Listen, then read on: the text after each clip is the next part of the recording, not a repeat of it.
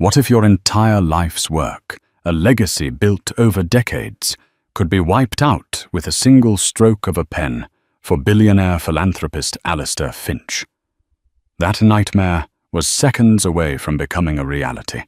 The deal on the table was worth a staggering $200 million, a revolutionary investment promising to change the world. The man across from him was a trusted friend.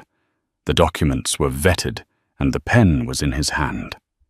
But in that gilded Manhattan restaurant, an unlikely hero was watching. A waitress, a young woman with nothing to her name but student debt, and a keen eye saw what no one else did. And she was about to risk everything on 3 simple words. This is the incredible true story of how a quiet warning. Don't sign that unraveled a masterful deception and saved a fortune. The Gilded Quill was less a restaurant and more a sanctuary for the titans who shaped New York City. Tucked away on a quiet street in the Upper East Side, its existence was a secret whispered among the city's elite. There was no sign, only a single lacquered black door and a discreet doorman who recognized guests not by their reservations, but by the weight of their influence. Inside, the world fell away. Walls were lined with dark mahogany and original Rothko paintings. The lighting was a soft, honeyed glow from crystal decanters, and the air hummed with the low murmur of billion-dollar deals and discreet society gossip. Clara Russo knew this hum well. To her, it was the sound of her tuition payments, her rent, on a tiny Brooklyn walk-up, and the ever-present crushing weight of her late father's medical bills. At 24, she was a third-year law student at Columbia, and this job, with its astronomical tips from patrons who wouldn't notice a missing $1,000, was her lifeline. She moved through the room with a practiced invisibility, her steps silent on the plush Persian rugs, her focus absolute. She wasn't just a waitress.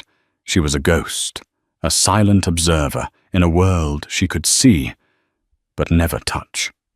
Tonight, her station included Booth 4, the most coveted and private alcove in the restaurant. It was currently occupied by Alistair Finch. Even someone like Clara, who paid little attention to the Forbes list, knew who he was. Finch wasn't a brash tech mogul or a cutthroat hedge fund manager. He was old money, a man whose family had helped build the city's very foundations. Now, in his late 60s, he had a gentle, almost academic air about him. His wealth was a tool for his true passion philanthropy. The Finch Foundation was a global force funding everything from pediatric cancer research to art restoration projects in war-torn countries. He was a widower, and those who knew him said he poured the love he had for his late wife Eleanor into his work. Across from him sat Julian Croft. Croft was everything Finch was not. He was sharp-tailored and radiated a magnetic, almost predatory energy. In his late 40s, with a sweep of silver at his temples and a smile that could disarm armies, Croft was the CEO of Viridian Dynamics. He was the man of the hour, the visionary who was going to solve the climate crisis. His proposal, the reason for this dinner, was a revolutionary technology involving heliculture, a proprietary method of cultivating algae in vertical bioreactors that could supposedly produce clean biofuel at a fraction of the cost of any existing method. It was a game changer, and he had chosen Alistair Finch to be his partner. Clara approached the table, her silver tray balanced perfectly. "Mr. Finch, your usual Macallan 25. She said, her voice a soft, respectful murmur as she placed the heavy crystal tumbler down. "Miss Croft, another. San Pellegrino." "Thank you, my dear," Alistair said with a warm, grandfatherly smile. His eyes, though tired, held a spark of genuine kindness. Julian Croft, however, barely glanced at her. His focus was locked on Alistair. "You see, Alistair, this isn't just about profit. This is about legacy." Eleanor would have loved this. It's a gift to the future, to our children's children. Clara felt a small, sharp pang of discomfort. The way he used the late Mrs. Finch's name felt rehearsed, calculated. She had served hundreds of people in this restaurant. She had learned to read the subtle tells, the slight tremor in a hand before a market crash, the flicker of an eye that betrayed a lie. With Julian Croft, the tells were almost non-existent. His performance was that polished, but his confidence felt brittle, like a thin veneer of ice over dark water. As she retreated, she overheard Alistair's reply. Eleanor was the true visionary, Julian. I'm merely the steward of her ideals. His voice was thick with a nostalgia that was both beautiful and, in this context, painfully vulnerable. Clara refilled water glasses at the adjacent table, her senses still tuned to Booth 4. Croft was laying out the final details. It was a $200 million investment, a massive sum even for Alistair Finch. It represented a significant portion of the Foundation's liquid capital. But the projected returns were astronomical, and the humanitarian impact was immeasurable. The patents are secured, the preliminary facilities in Nevada are ready for expansion, and the science is sound. Croft said, his voice a smooth, persuasive symphony. All we need is your signature. He slid a thick, leather-bound portfolio across the table. From it, he produced a single multi-page document and a heavy, gold-plated fountain pen. The Mont Blanc. The deal closer. Clara had seen that pen sign away fortunes. Alistair opened the document, his reading glasses perched on his nose. But he wasn't really reading it. His gaze was distant. Clara recognized the look. He wasn't seeing the dense legal text. He was seeing a future powered by clean energy. A world saved a legacy worthy of his late wife. He was signing the idea, not the contract. Clara's stomach tightened. She was just a waitress. Her job was to be invisible, to anticipate needs before they were spoken. Refill a glass, clear a plate, deliver a check. Getting involved was not just discouraged. It was grounds for immediate dismissal. She had debts to pay, a degree to finish. She couldn't afford to lose this job. But as she watched Julian Croft's reassuring smile, a cold dread washed over her. It was the same smile she remembered from a man in a cheap suit who had convinced her father to invest his entire retirement savings into a guaranteed real estate venture just before he got sick. A venture that turned out to be a hole in the ground and a forged deed. That smile had cost her family everything. Alistair Finch picked up the pen. The soft light of the restaurant glinted off the golden nib. He uncapped it with a soft click that echoed in the silent booth, a sound of finality. Clara felt her heart hammer against her ribs. Her mind screamed. Say something. Do something. You're a law student. You know what happens to people who trust too much. But her feet felt cemented to the floor. This was Alistair Finch. He had teams of the best lawyers and accountants in the world. Who was she? A nobody. A ghost in a gilded cage. To interfere would be the height of arrogance and professional suicide. Alistair lowered the pen towards the signature line. The ink was about to flow.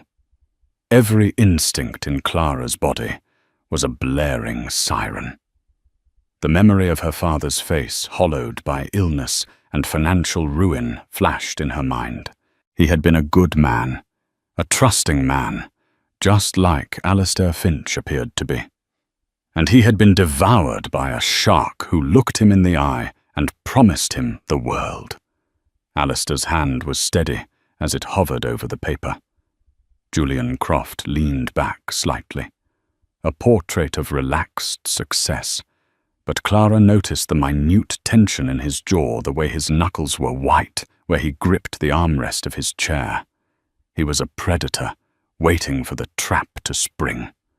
Clara's training, her very nature, told her to turn away.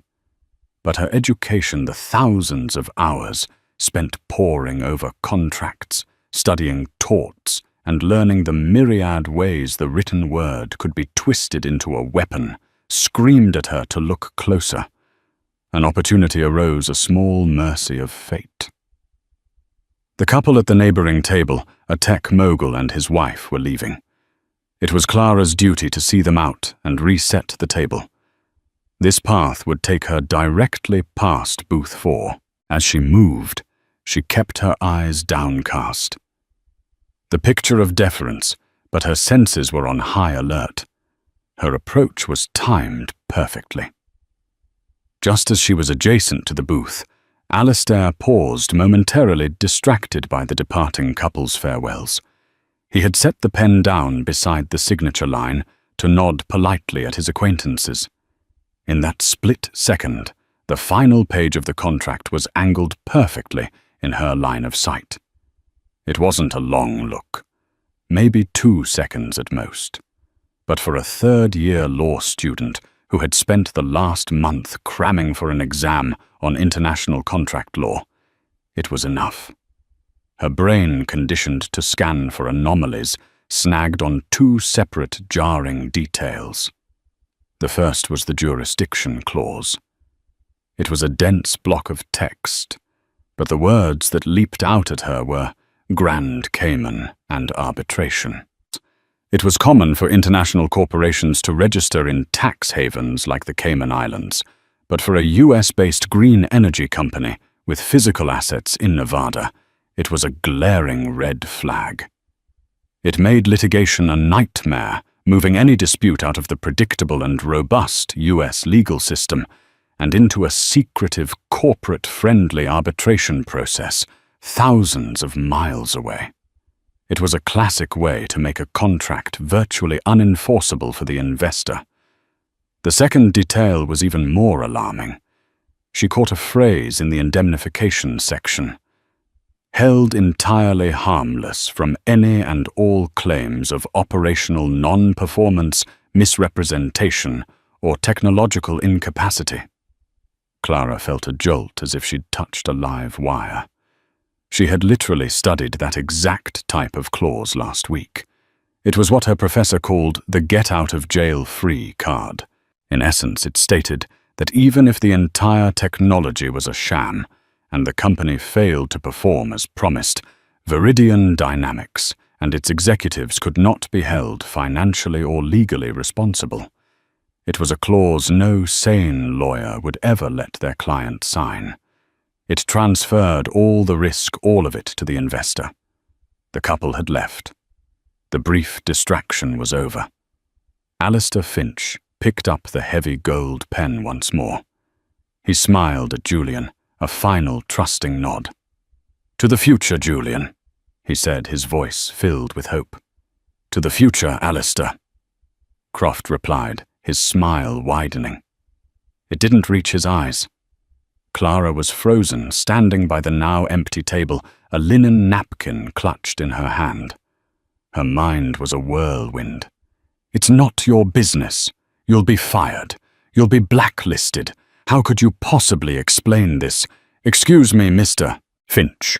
I happened to glance at your $250 million contract while clearing a table, and I, a part-time waitress, have found some issues your legal team missed."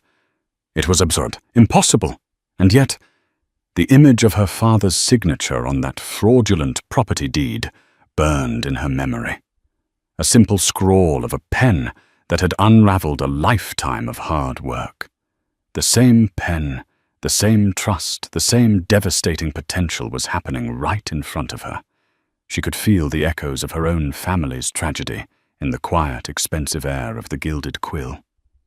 Alistair inhaled a preparatory breath before the final act. The nib of the pen touched the paper. In that infinitesimal moment, Clara's choice was made. The fears for her job, her tuition, her future were consumed by a singular, overwhelming conviction. She could not stand by and watch it happen again. Not this time. She took a single decisive step forward, breaking the invisible barrier that separated staff from clientele. Her voice, when it came out, was not a shout, but a clear, sharp, and shockingly loud utterance in the hushed restaurant. "Mr. Finch," she said, her tone cutting through the ambient calm. "Forgive me." Alistair looked up, startled, his hand frozen in place. Julian Croft's head snapped towards her, his charming facade instantly vanishing, replaced by a flash of pure, cold fury. Clara's heart was a drum solo against her ribs, but her eyes were locked on Alistair Finch's. She took another breath and said the 3 words that would change everything. "Don't sign that."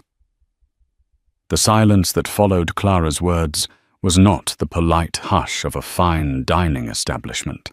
It was a fractured, deafening void. Every quiet conversation in the room seemed to falter. The clinking of silverware stopped. Even the distant clatter from the kitchen seemed to have ceased. For a moment, all of the Gilded Quill was a tableau frozen in shock with Clara at its epicenter. Alistair Finch stared at her, his expression a mixture of profound confusion and bewilderment. The pen remained poised over the paper, a millimeter of ink away from disaster. Julian Croft was the first to recover. The mask of charm slammed back into place, but his eyes were like chips of ice. "I beg your pardon," he said, his voice dangerously smooth, but with an underlying edge of steel. He directed a withering glare at Clara, a look that conveyed her insignificance with brutal efficiency. "This is a private conversation. Get back to your duties." The restaurant manager, a perpetually flustered man named Mr. Dubois, was already rushing towards the table, his face pale with horror. "Mr. Finch, Mr. Croft, my deepest apologies. I have no idea what's come over this young woman. Absolutely unacceptable. She will be dealt with immediately." Dubois grabbed Clara's arm, his grip surprisingly strong. "You're fired. Get your things and get out. Now." But Clara stood her ground. She ignored Dubois's grip and kept her gaze fixed on Alistair Finch. She had crossed the Rubicon. There was no turning back now. Her job was gone. All she had left was the reason she'd thrown it all away. "Mr. Finch," she said again, her voice shaking slightly but holding its clarity. "Please, just 5 minutes. Let me show you what I saw. As a law student, I implore you." The mention of law student caused a flicker of something new in Alistair's eyes, a sliver of curiosity cutting through the confusion.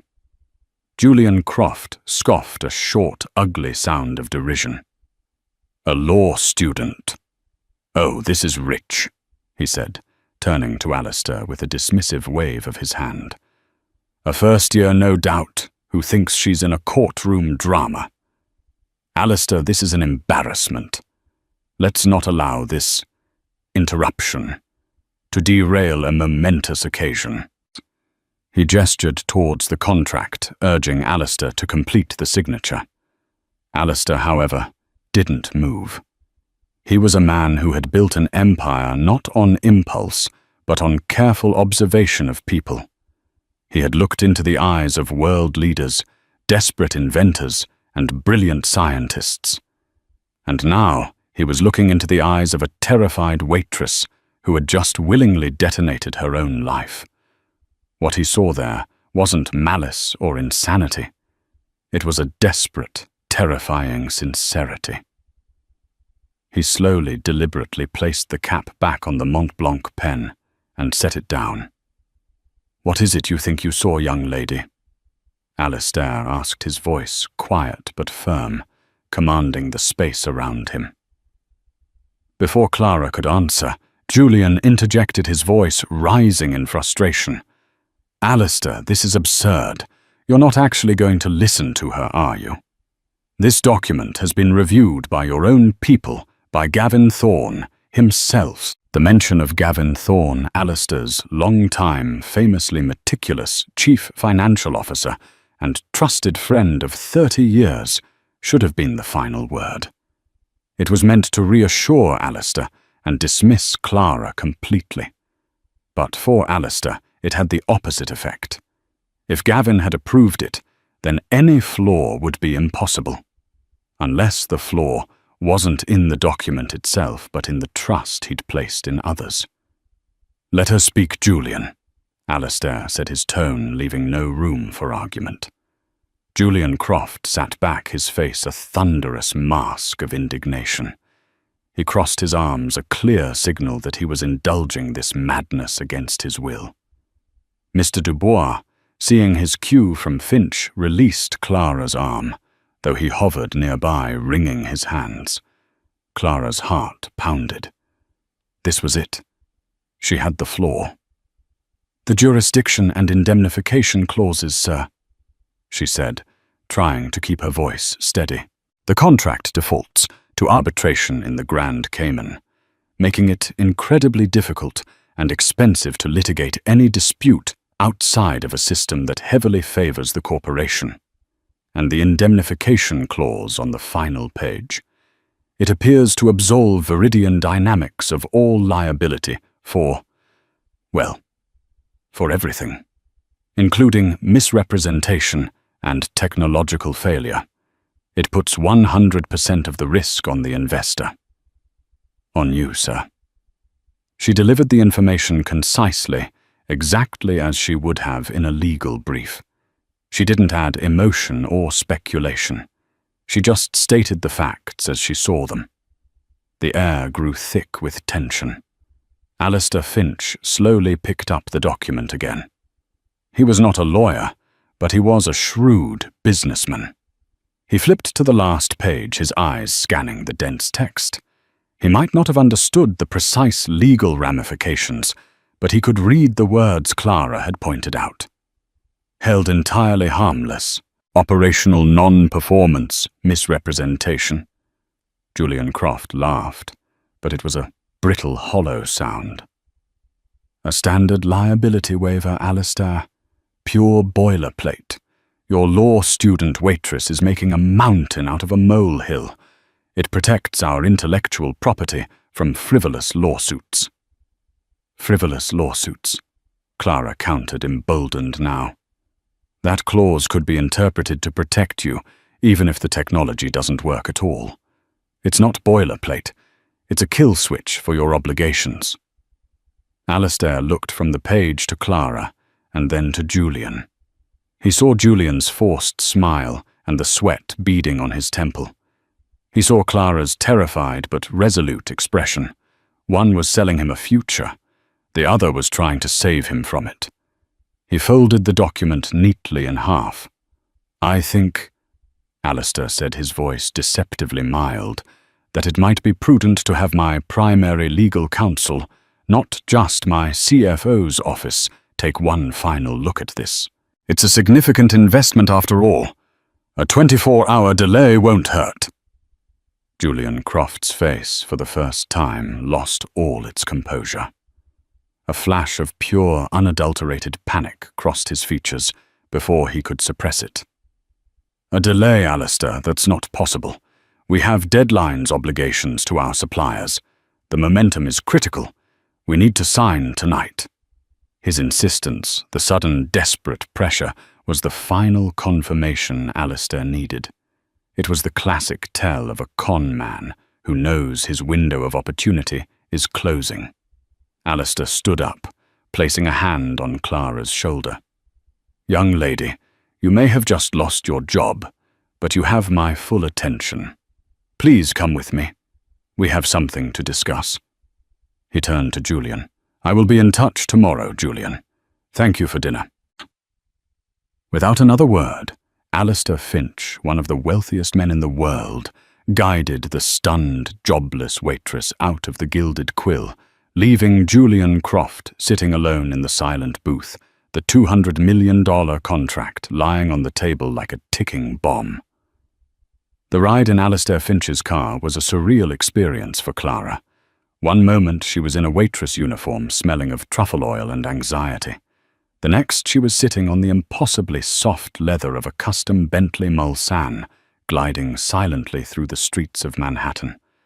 The city lights blurred past the tinted windows, a world away from the storm of emotions churning inside her. She had just committed career suicide and possibly saved a man from a catastrophic mistake, and she had no idea which of those two facts would define the rest of her life. Alistair was quiet for the first several blocks, his brow furrowed in deep thought.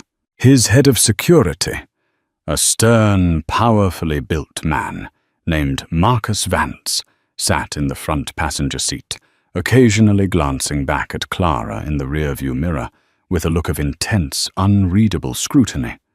Finally, Alistair turned to her. "What is your name?" "Clara Russo, sir." "Clara Russo," he repeated, as if testing the weight of it. "You study law at Columbia, you said?" "Yes, sir. 3rd year. I work at the restaurant to cover my expenses." "And you risk a job that vital on a 2-second glance at a document?" Clara swallowed hard. "It wasn't just a glance, sir. Some phrases, they're designed to stand out if you know what to look for. They're alarm bells. My father, he lost everything to a man who used a contract with similar language. I suppose I'm sensitive to it." Alistair nodded slowly, a deep sadness in his eyes. "The world is full of sharks, Miss Russo, and sometimes even old fish like me forget how to spot them." He sighed, running a hand over his face. "I wanted to believe in this project so desperately, for my wife's legacy. It made me careless." He leaned forward. "Marcus, get me Gavin Thorne on the phone." Marcus dialed a number. A moment later he passed the phone back to Alistair. "Gavin." Alistair began his voice cordial but with an undercurrent of newfound caution. "I've decided to hold off on the Viridian signing. Something has come to my attention. Yes, I know you reviewed it. Just a final check. I'm sending a copy to Sullivan and Cromwell in the morning. A fresh pair of eyes. No need to discuss it further tonight. We'll speak tomorrow." He hung up, his expression grim. He was insistent, just like Julian. He said I was being paranoid. Alistair then turned his full attention back to Clara. "Miss Russo, you mentioned more than just the clauses. Was there anything else? Anything at all you noticed tonight? Any small detail?" Clara searched her memory, replaying the entire evening. "He was on his phone before you arrived," she recalled. "He was speaking quietly, but the restaurant was still empty. I think I heard him mention a name. Another company. It was something like Orion. Orion Holdings. He said something about transferring assets once the ink was dry." Alistair's eyes sharpened. He looked at Marcus. "Orion Holdings. See what you can find. I want our top cybersecurity and private investigation teams on it. Dig. I want to know everything about Julian Croft, about Viridian Dynamics, and about this Orion Holdings." "Right away, sir," Marcus said, already typing into a secure tablet. They drove Clara to her apartment building in Brooklyn, a far cry from the opulent mansions of the Upper East Side. As she got out, Alistair stopped her.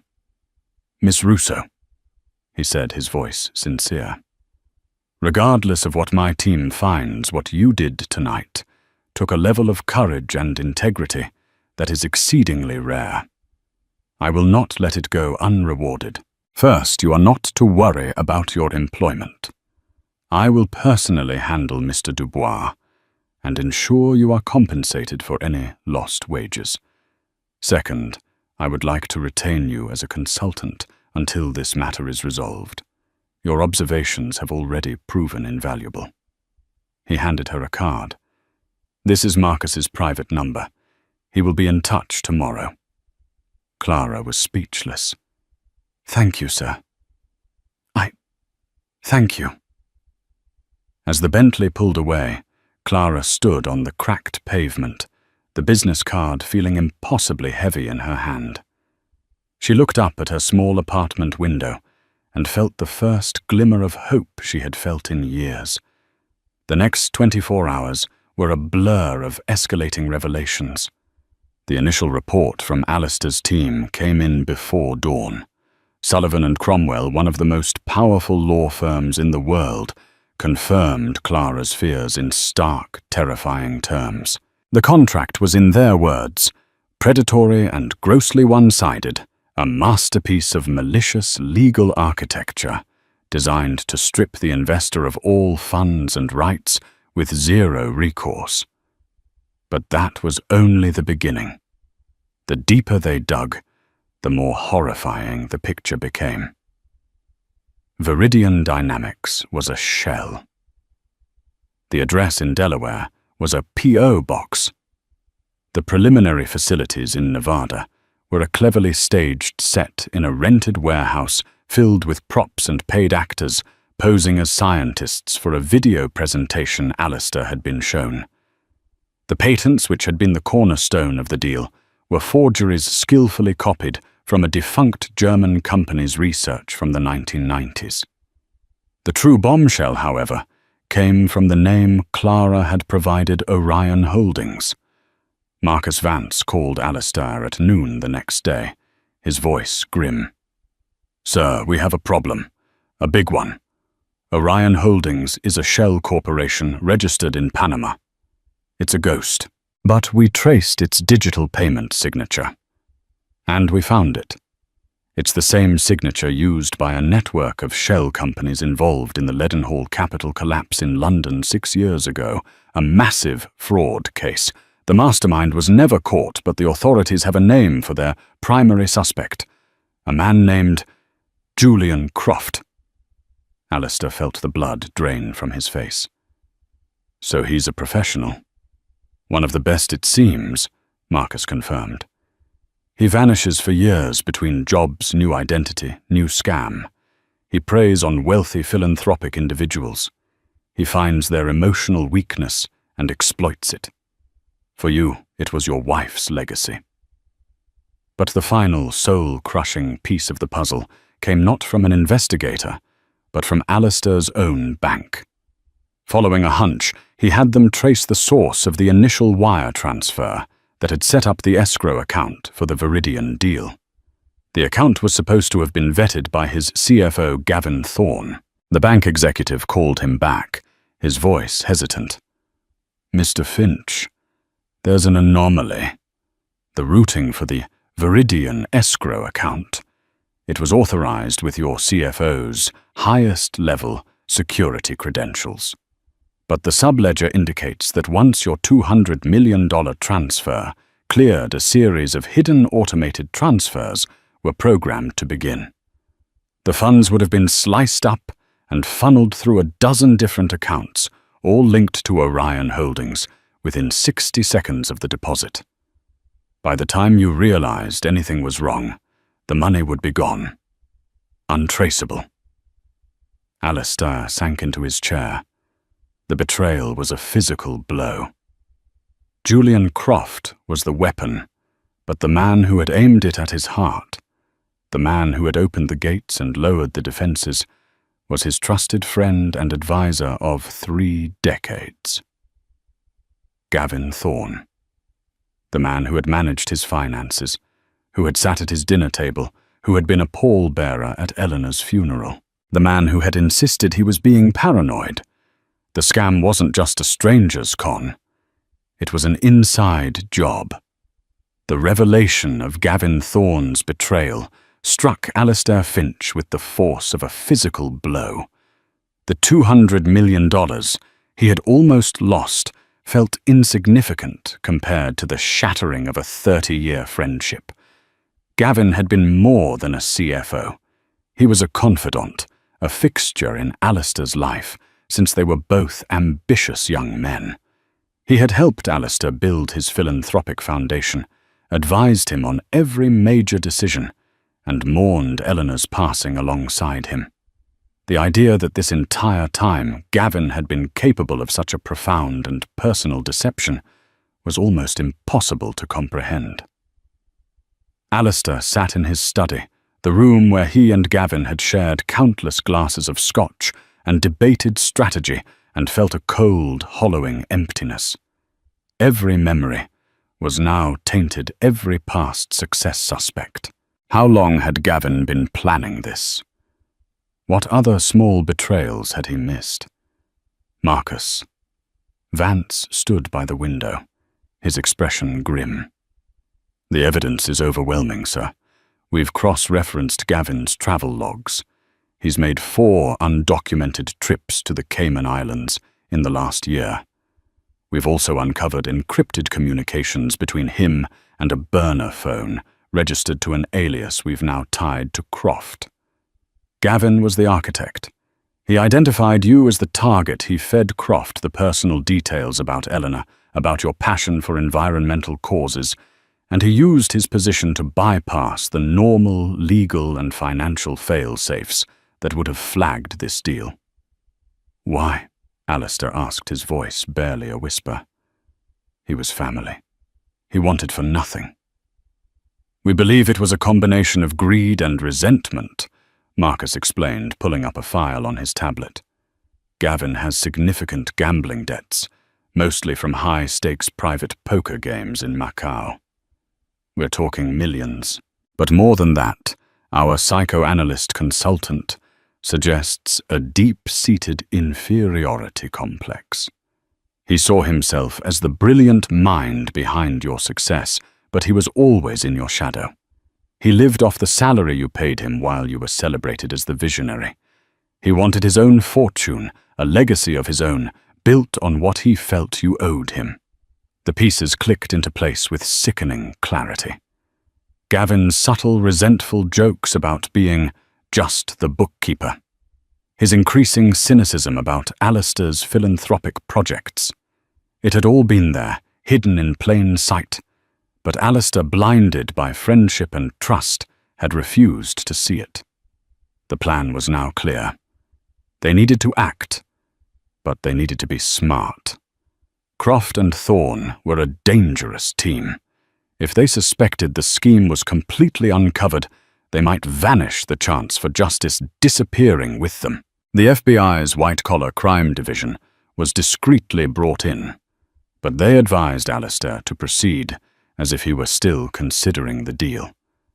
They needed to catch both men, preferably together.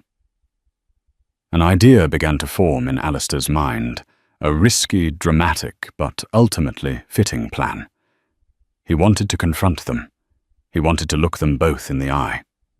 And he wanted to do it in the very place where the scheme had almost succeeded. He called Clara Russo. "Clara," he said, the use of her first name now feeling natural. "I need to ask for your help one more time. It may be dangerous, but your presence is crucial." He explained the plan. He would arrange another dinner at the Gilded Quill under the pretense of finalizing the deal. He would tell Julian Croft that his lawyers had suggested some minor face-saving amendments, but that he was prepared to sign. He would also insist that Gavin Thorne be present to oversee the final transaction. The bait was the $200 million, a prize too tempting for them to resist, even if they were suspicious. "The restaurant will be under surveillance," Alistair explained. "FBI agents will be posing as staff and patrons. Marcus and his team will be on site, but I want you there at the table with me." Clara was silent for a moment. "As a waitress, sir?" "No," Alistair said firmly. "As my new special advisor. You started this, Clara. I want you there to see how it ends." Her acceptance was quiet but resolute. The night of the dinner arrived cloaked in a tense, electric atmosphere. The Gilded Quill looked exactly the same, the soft lighting, the hushed conversations, the air of serene luxury. But tonight it was a theater of operations. The sommelier was a federal agent. The couple at the booth next to theirs were undercover officers.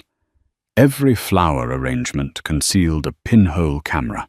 Clara sat beside Alistair, dressed not in a waitress uniform, but in an elegant dark dress that Marcus's team had provided. She felt a profound sense of imposter syndrome, but looking at Alistair's calm, determined face gave her strength. Julian Croft and Gavin Thorne arrived together. Croft was the picture of confidence, his earlier panic seemingly forgotten. He believed his pressure tactics had worked. Gavin, on the other hand, looked nervous. His smile was strained, his eyes darting around the room. He was the insider, and he knew Alistair's habits. This sudden change of heart, this demand for a formal dinner, was not Alistair's usual style. "Alistair, so glad you saw reason," Croft said, sliding into the booth. "A momentary hiccup, nothing more." Gavin nodded, avoiding Alistair's gaze. "Alistair, I'm glad we could put this behind us. The deal is solid." "Indeed," Alistair said, his voice level. "It is a most educational deal. In fact, after reviewing the paperwork, I have a new proposal." He slid the leather-bound portfolio back to the center of the table. "I'm not going to invest $200 million. Croft's smile tightened. Gavin tensed. "What is this, Alistair?" Alistair leaned forward, his eyes locking onto Gavin's. "I'm considering investing far more. But first I need to clear up a few lingering questions. For instance, I'm curious about a small Panamanian company called Orion Holdings." The name dropped onto the table with the force of a grenade. Julian Croft's face went white. Gavin Thorne visibly flinched, knocking over his water glass. The sound of it shattering on the floor was the only noise in the suddenly silent booth. The trap was sprung. The shattering of the water glass broke the spell. Gavin Thorne stared at the spreading puddle on the white tablecloth, his face a mask of disbelief and horror. Julian Croft, ever the performer, recovered first, forcing a hollow laugh. "Orion Holdings. Alistair, what are you talking about?" "Some obscure shell company. This is about Viridian Dynamics. Let's not get distracted by fantasies cooked up by your waitress-turned-advisor." He shot a look of pure venom at Clara, who met his gaze without flinching. Alistair ignored him completely, his eyes still boring into Gavin. 30 years, Gavin. 30 years I trusted you. You were a brother to me. You sat at my table after Eleanor died, and you held my hand. And all the while you saw me as nothing more than a mark." Gavin finally looked up, his eyes filled with a desperate, cornered panic. "Alistair, I don't know what she's been telling you, but it's lies. I've spent my life protecting your assets, growing your fortune." "Protecting them?" Alistair's voice rose, a rare display of his iron will.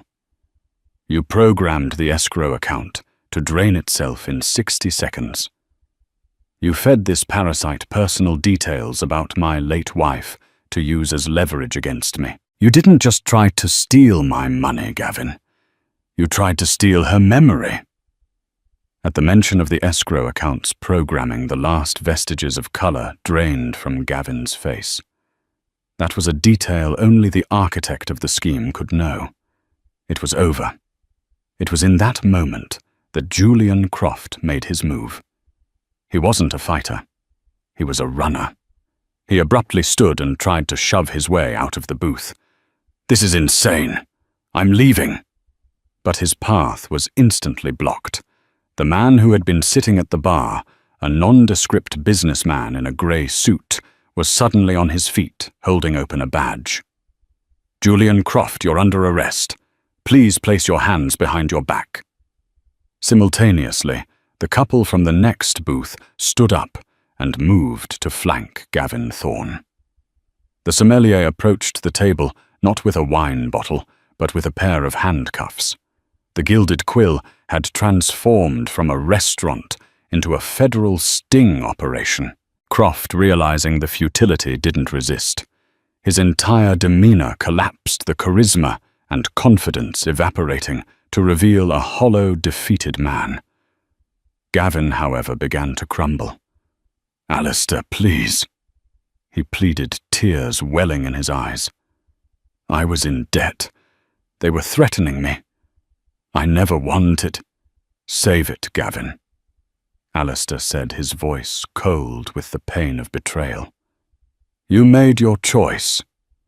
As the agents led the two men away, a stunned silence settled over the restaurant's remaining patrons, the real ones who were now staring wide-eyed at the drama.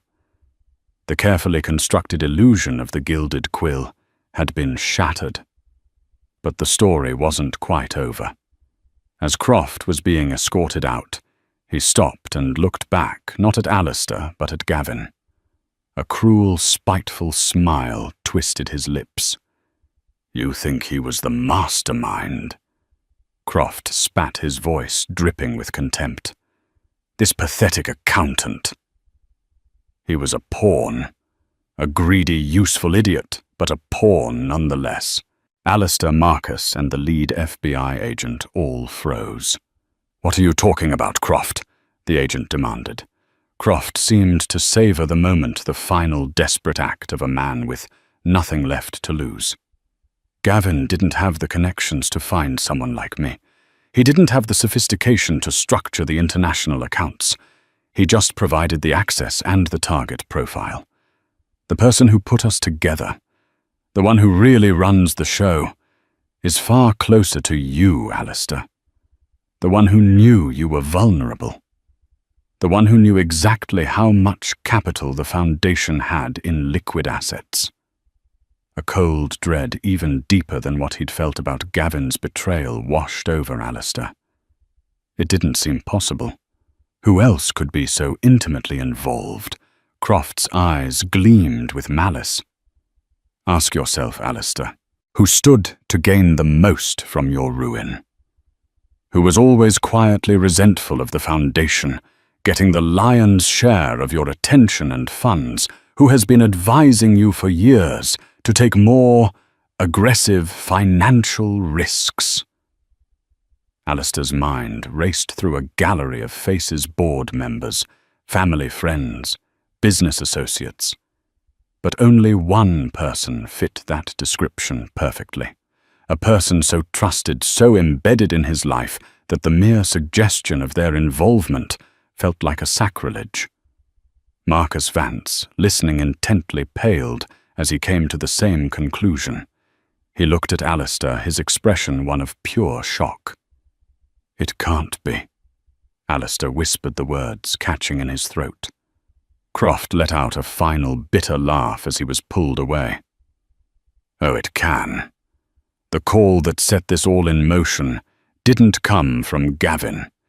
It came from your own nephew, Robert Finch." The revelation hung in the air, more shocking than anything that had come before. Robert, his sister's son. The charming, ambitious young man Alistair had mentored, whom he had placed on the Foundation's junior board, and whom he had treated like his own child. The ultimate betrayal wasn't from a friend. It was from family. The arrest of Robert Finch was a quiet, somber affair. There was no dramatic confrontation in a restaurant. FBI agents apprehended him at his luxury apartment in Soho, a property Alistair had helped him secure as a graduation gift. The evidence, once they knew where to look, was damning. Encrypted emails, offshore bank accounts, set up in anticipation of the windfall, and a clear digital trail connecting him to the international syndicate Julian Croft worked for.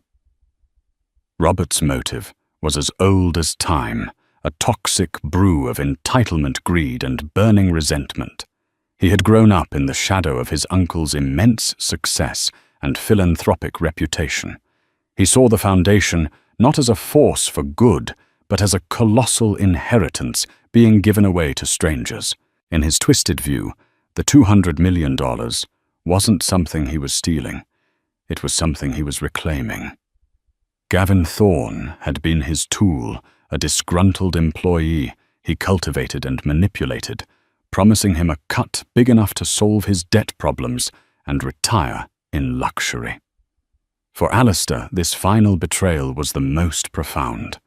It forced him to reevaluate everything he thought he knew about loyalty, family, and the nature of his own legacy. The money had been saved, but he felt a poverty of the spirit that was far more devastating than any financial loss could have been. In the weeks that followed, as the legal proceedings began, and the full extent of the conspiracy was laid out in sterile federal documents, Alistair retreated from his public life. He walked the halls of his vast home surrounded by masterpieces of art, but felt no joy. The empire he had built felt like a fortress with traitors inside the walls. It was Clara Russo who helped bring him back. A few weeks after the arrests, he invited her to his office. Not the grand, intimidating one at the foundation, but a small personal study in his home filled with books and photographs of Eleanor. "I haven't properly thanked you," he said, his voice quiet. "You didn't just save my company, Clara. You saved me from my own blindness." "I just did what I thought was right," she replied simply. She looked different now, away from the chaos of the restaurant and the sting operation. She seemed younger, less burdened a student once more. "That's the point," Alistair said, a sad smile touching his lips. "Doing what's right has become a shockingly rare commodity. You had everything to lose and nothing to gain. Yet you acted. That's a form of wealth that can't be measured on a balance sheet." He slid a thick envelope across his desk. "This is not a reward because what you did cannot be repaid. Consider it an investment. It will cover the remainder of your tuition at Columbia Law, your living expenses, and remove the entirety of your family's debt. No strings attached. I want you to be able to focus on your studies, on becoming the kind of lawyer the world desperately needs." Clara stared at the envelope, her eyes welling with tears. It was more money than her family had seen in a lifetime. It was freedom. It was a future. I don't know what to say, Mr. Finch," she stammered. "Say you'll accept it," he said gently. "And say you'll accept one more thing. When you graduate, I want you to come work for the Finch Foundation, not as an advisor, but as the head of our new internal compliance and ethics division. I need someone at my side whom I can trust implicitly, someone with a strong moral compass and the courage to speak up no matter who is sitting on the other side of the table." For the first time in weeks, Alistair felt a genuine spark of his old enthusiasm. The betrayals had taught him a painful lesson. His greatest vulnerability wasn't his wallet, but his unquestioning trust. He couldn't become a cynic that would be a betrayal of Eleanor's spirit. But he could become wiser. Clara Russo was his reminder that integrity could be found in the most unexpected of places. Clara, her life irrevocably changed, accepted. The waitress who had once served the city's titans in silence would now have a powerful voice among them. Her journey was just beginning, but she had already proven that sometimes the most powerful person in the room isn't the one with the most money, but the one with the clearest sight and the courage to speak the truth. Alistair Finch had lost a friend and a nephew, but he had gained something far more valuable, a renewed sense of purpose and a staunch ally in his mission to do good in the world. The Gilded Quill had almost been the site of his ruin, but instead it became the place where he found a different, more resilient kind of strength. In the end, this wasn't just a story about a foiled scam. It was a story about the collision of two worlds, one of immense power and blinding trust, the other of quiet observation and unshakable integrity. Alistair Finch learned the hard way that the most dangerous threats often come from those we hold closest, while our greatest saviors can appear in the most unexpected forms. For Clara Russo, a single moment of courage, a decision to risk everything for what was right, didn't just save a fortune. It forged a future she could never have imagined. Her voice, once lost in the hum of a restaurant, became a force for good. This story is a powerful reminder that you don't need $1 billion to make a world of difference. All you need is the courage to speak up when you see something wrong. If this story of courage and integrity moved you, please give this video a like to help us share it with more people. Subscribe to our channel and click the notification bell so you won't miss our next story about the hidden heroes and incredible events that shape our world. And please share this video with someone who needs a reminder that one person, one voice can truly change everything. Thank you for watching.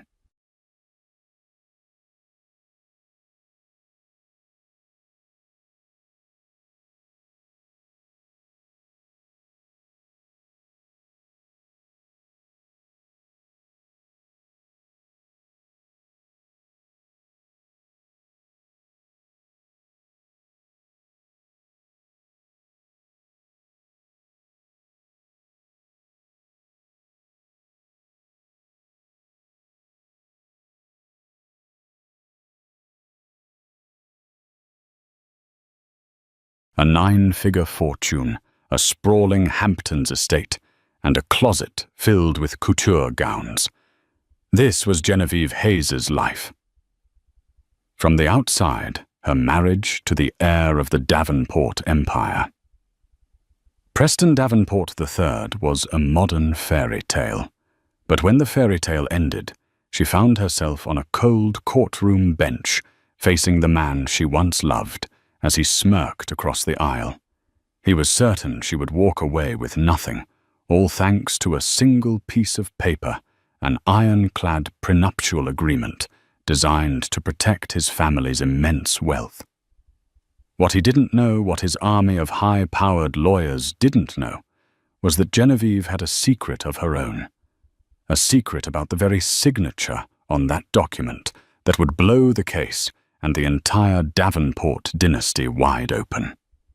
The air in the Davenport penthouse on Park Avenue was always the same, chilled to a precise 68 degrees and smelling faintly of white lilies and money. For 7 years, Genevieve Hayes had called this glass-walled palace home. She had learned to navigate its silent, cavernous rooms, to smile at the appropriate charity galas, and to overlook the increasingly frequent nights her husband, Preston Davenport III, came home smelling of expensive whiskey and a perfume that wasn't hers. Their life was a meticulously curated exhibition. Publicly, they were the golden couple.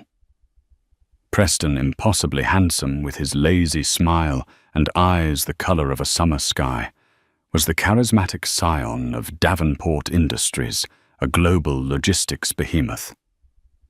Genevieve, with her quiet elegance and art history degree, was the perfect accessory. Beautiful, intelligent, but never so much as to overshadow him. She ran the family's philanthropic foundation, a role that was both a passion and a gilded leash, keeping her occupied and safely within the family's sphere of influence. The cracks at first were hairline fractures, a forgotten anniversary, a string of late nights at the office that coincided with photos of him on gossip sites, leaving a trendy Soho club with a rotating cast of models. He would always apologize, not with sincerity, but with gifts.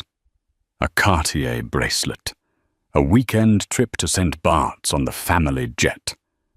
He wasn't apologizing for his actions. He was paying a fee to restore the peace. The fissure finally broke open on a Tuesday.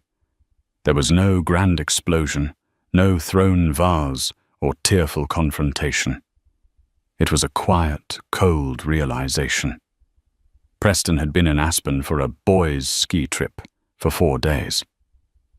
Genevieve, checking the foundation's accounts online, noticed a charge from the corporate card assigned to Preston. It wasn't for a ski lift or a fancy dinner. It was a $50 to $1,000 charge from a jeweler in Las Vegas. A quick, sick-to-her-stomach search on Instagram confirmed it. A 22-year-old influencer was showing off a new, breathtakingly expensive diamond necklace. The caption read, "Vegas treats me so well, feeling like the luckiest girl in the world."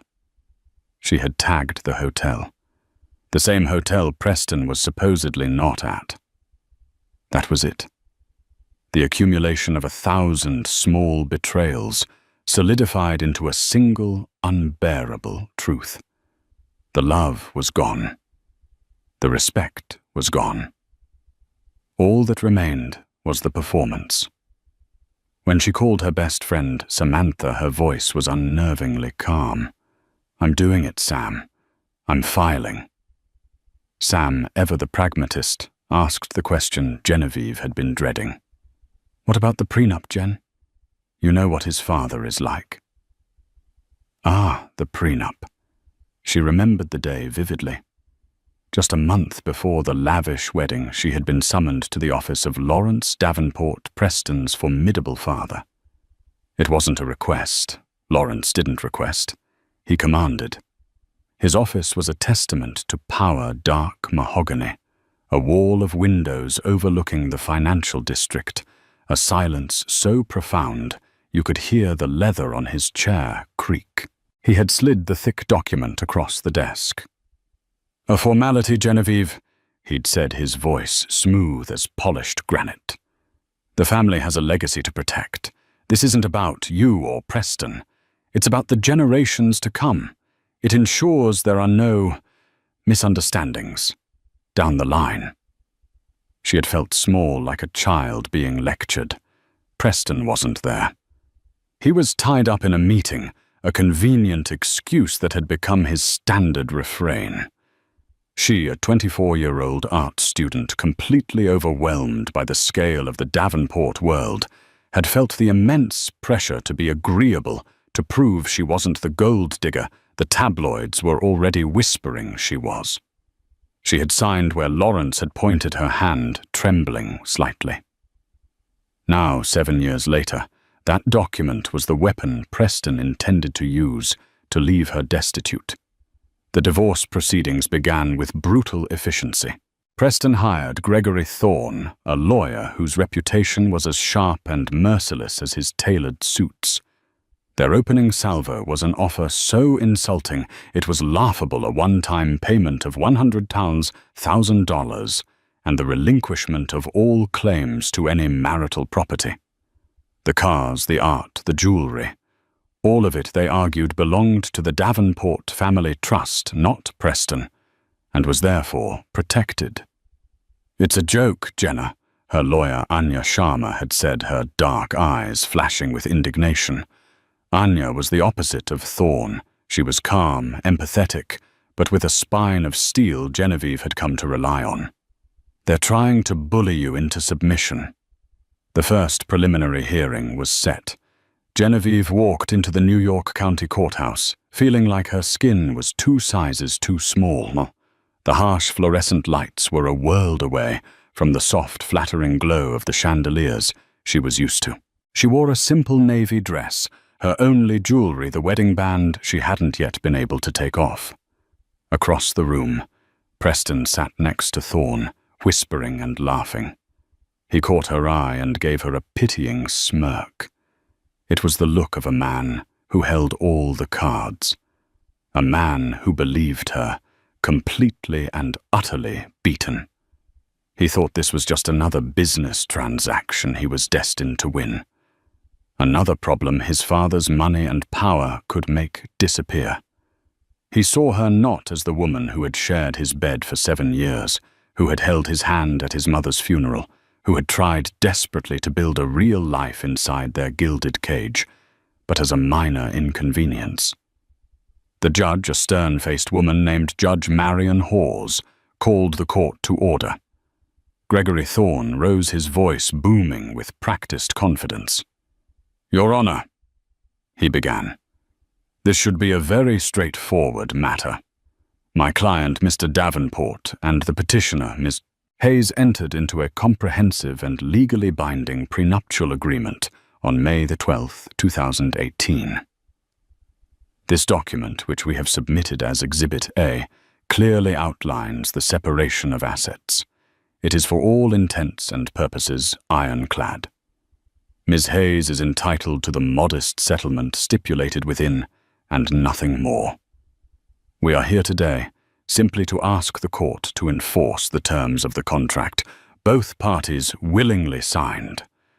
He placed a copy on the table with a theatrical thud. Genevieve felt her stomach plummet. The room seemed to tilt.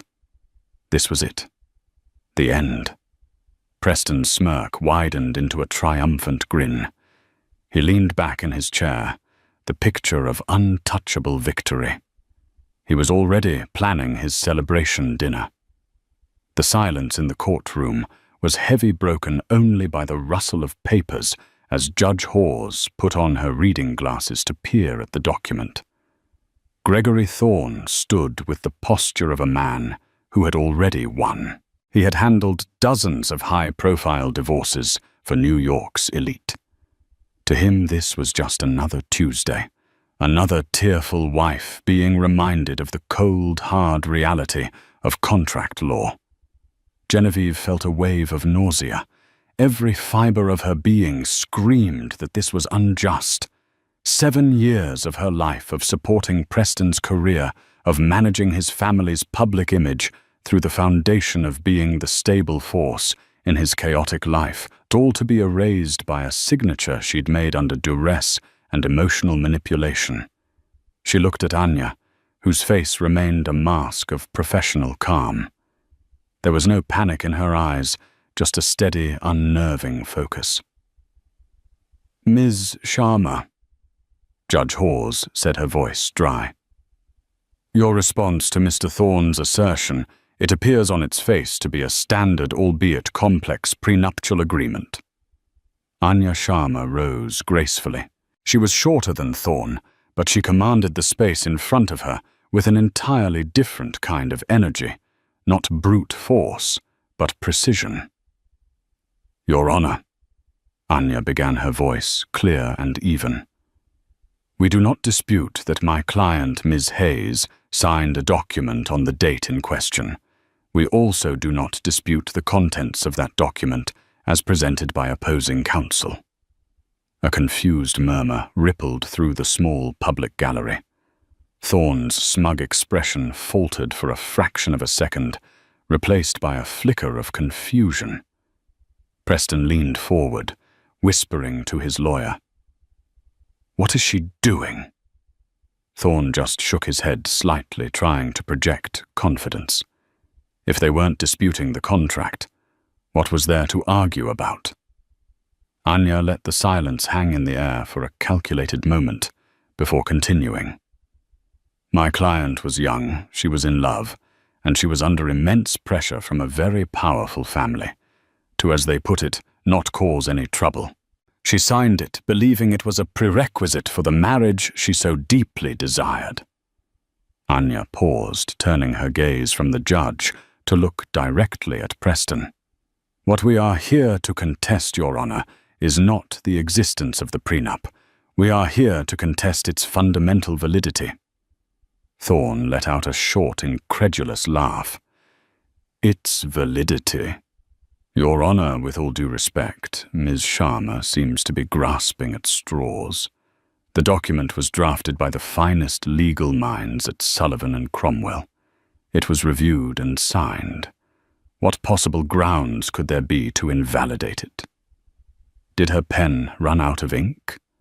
A few of the Davenport cronies in the back snickered.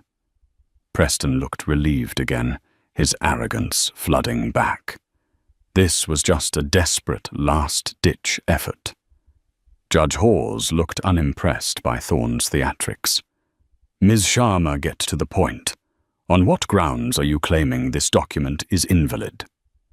Anya took a slow breath, her gaze locking with the judge's. This was the moment, the culmination of weeks of secret, painstaking work. "A prenuptial agreement. Your Honor, is a contract between two consenting parties who are about to enter into a marriage. Its entire legal standing rests on the principle that the two individuals getting married, and only those two individuals, agree to its terms regarding their own assets and futures." She took a step closer to the judge's bench.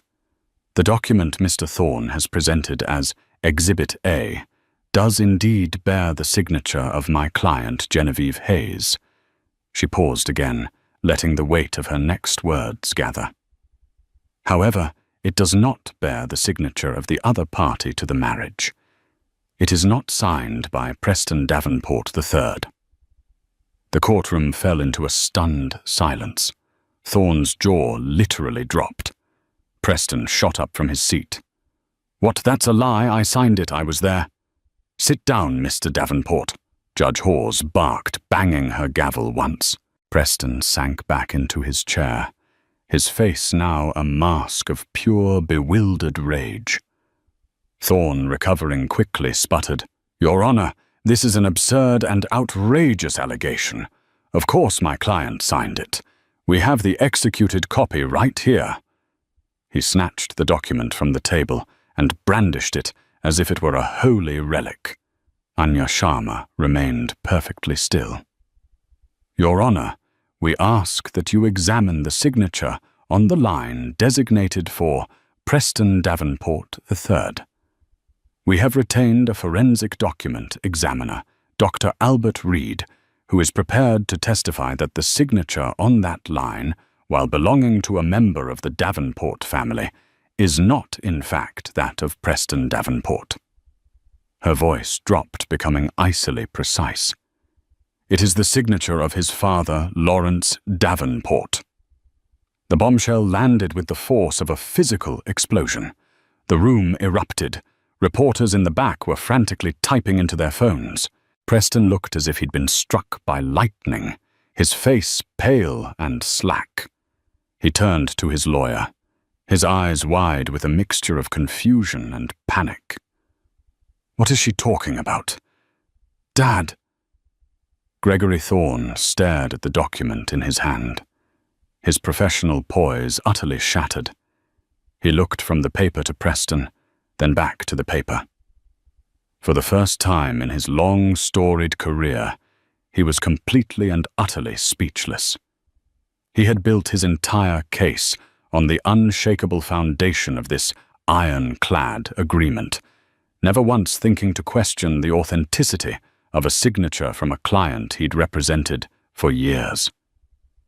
Judge Hawes's face was a thundercloud.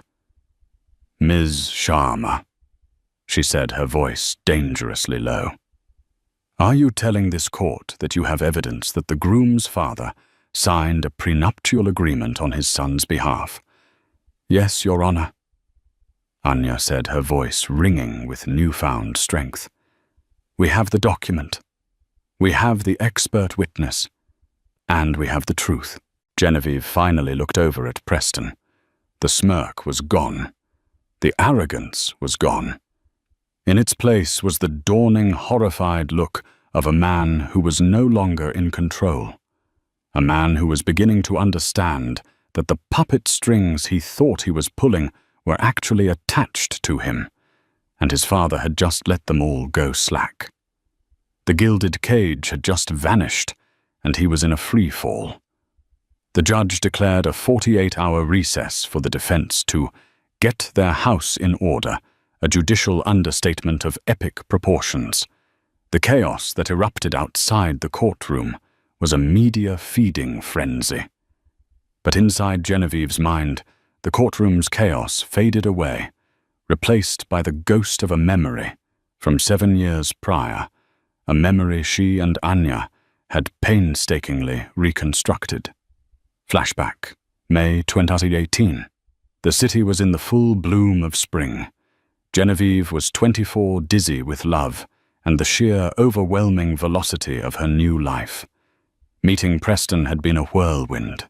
She was an intern at a small art gallery in Chelsea, and he'd come in to purchase a painting for his father's birthday. He was impossibly charming, disarmingly funny, and he'd looked at her not like she was a part of the scenery, but like she was the only masterpiece in the room. Their courtship was the stuff of movies. Helicopter rides to the Hamptons, surprise trips to Paris, front row seats at Fashion Week. He showered her with affection and attention, making her feel like the center of the universe. She was aware of his family's immense wealth, but she truly believed he was different. He seemed to chafe under the weight of the Davenport name, often complaining about his father's suffocating control. The red flags were there, but she had chosen to see them as endearing quirks. His boyish irresponsibility. He once chartered a yacht for a weekend party and forgot to pay the final bill, leaving his father's office to clean up the $1 million mess. He had a tendency to drink too much at society events, his charming wit curdling into boorish arrogance. Each time, Lawrence Davenport would handle it. A quiet payment, a phone call to a newspaper editor, a donation to a charity to smooth things over. Genevieve saw it as a father protecting his son. She didn't yet see it as a CEO managing a volatile asset. The proposal was perfect on a balcony in Lake Como under a sky full of stars. The ring was a flawless 8-carat diamond that felt heavier than a stone. The wedding planning began immediately, a massive production orchestrated not by them, but by Lawrence's army of assistants. Genevieve felt more like a spectator than a bride. Then came the summons to Lawrence's office. "Preston is in meetings all day in Delaware," Lawrence had explained over the phone, his tone leaving no room for argument. "I need you to come by my office. We have some final details to discuss." When she arrived, the atmosphere was clinical. Lawrence wasn't smiling. He gestured for her to sit in the chair opposite his vast desk, the city skyline looming behind him like a conquered territory. "Genevieve," he began, foregoing any pleasantries, "we're all very excited for the wedding. You make my son happy." It sounded less like a compliment and more like a statement of fact from a quarterly report. He slid the navy blue folder across the desk. "This is the prenuptial agreement. Our lawyers have drafted it. It's standard procedure for our family." Her heart sank. She and Preston had never discussed a prenup. "Oh, I don't think it's not a reflection on you." Lawrence cut in smoothly, misinterpreting her hesitation as a prelude to an objection. "It is about protecting a century-old legacy. Davenport Industries is more than a company. It's an institution. This document ensures that institution remains secure regardless of what life throws at any of us." She opened the folder. It was dozens of pages of dense legalese, a language she couldn't comprehend. She saw figures with so many zeros, they looked like typos. "Shouldn't Preston be here for this?" she asked, her voice small. "Shouldn't I have a lawyer look at this?" Lawrence gave a paternal, dismissive chuckle. "Of course you are free to do that. But honestly, it would be an unnecessary expense and frankly a bit adversarial. Don't you think? This isn't a negotiation. It is a condition of the union, a gesture of goodwill to show that you are marrying Preston for who he is, not for his trust fund. We are a family, Genevieve. We take care of things internally." He was masterful. He framed it as a test of her love and loyalty, making the act of seeking legal counsel seem like an act of betrayal. "Where is Preston?" she asked again, feeling a growing unease. He should be the one talking to me about this. Lawrence's expression tightened for a split second, a micro-expression of profound annoyance before smoothing over again. As I said, he's tied up, but he is fully aware and in complete agreement. In fact, he asked me to handle this for him. He finds these financial matters tedious. He wanted to spare you the awkwardness. He was lying. Genevieve knew instinctively that he was lying. Preston didn't find financial matters tedious. He was just monumentally irresponsible with them. He wasn't sparing her awkwardness. He was avoiding a confrontation he knew he would lose. He was a coward, and his father was his enabler. But she was 24, and in love, and the wedding was a month away. To refuse was to detonate a bomb in the middle of her life. "Okay," she whispered, feeling defeated. "Where do I sign?" He smiled, a cold, thin-lipped expression of victory. He turned the document to the final page, where 2 signature lines were marked with yellow tabs. One for her, one for Preston Davenport III. "Just here," he said, pointing to her line. She picked up the heavy gold-plated pen on his desk and signed her name. Her signature looked shaky foreign. Then the critical moment happened. The moment that 7 years later would become the linchpin of her entire case. She pushed the document back toward him. "Preston needs to sign it." "Of course," Lawrence said. He picked up the pen. "I'll have it sent over to his office in Delaware immediately for his signature, and a fully executed copy will be delivered to you." He started to close the folder, but then he paused, looking at her, and then he did something utterly bizarre. With a look of weary impatience, as if dealing with a minor but necessary chore. He said, "You know what? Let's just get this done." He opened the folder again, uncapped the pen, and with a swift, practiced motion, he signed the line marked Preston Davenport III. Genevieve stared, confused. "What are you doing?" That's Preston's line." Lawrence didn't even look up. He blotted the ink with a rocker blotter. "My son has given me enduring power of attorney over all his legal and financial matters. His signature, my signature, legally it's the same thing. I sign multi-million-dollar contracts on his behalf every week. This is just paperwork. It's cleaner this way. No couriers, no delays. It's done." He said it with such casual authority, such absolute conviction, that she, in her naivety, believed him. Why would this titan of industry lie about something so fundamental? He made it sound like he was signing a permission slip. To her, a power of attorney sounded like an unbreakable legal bond. If he could sign for a corporate acquisition, surely he could sign this "I'll have a copy made for you," he said, standing up the meeting clearly over. "Thank you for being so sensible, Genevieve. I knew you were a smart girl." She left the office in a daze. A few days later, a pristine, bound copy of the prenup arrived at her apartment via messenger. She glanced at the signature page. There it was, her trembling signature, and beneath it, a sharp, angular, authoritative signature on Preston's line. She'd never paid close attention to Preston's actual signature. It was usually an illegible scrawl on a restaurant check, so she had no reason to doubt it wasn't his. She filed the document away and tried to forget the cold, transactional feeling it had left in her gut. She focused on the wedding.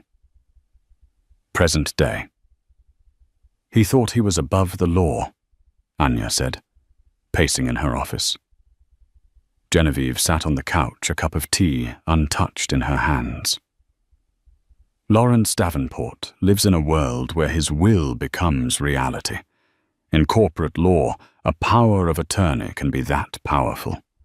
But a prenuptial agreement is different. It's personal.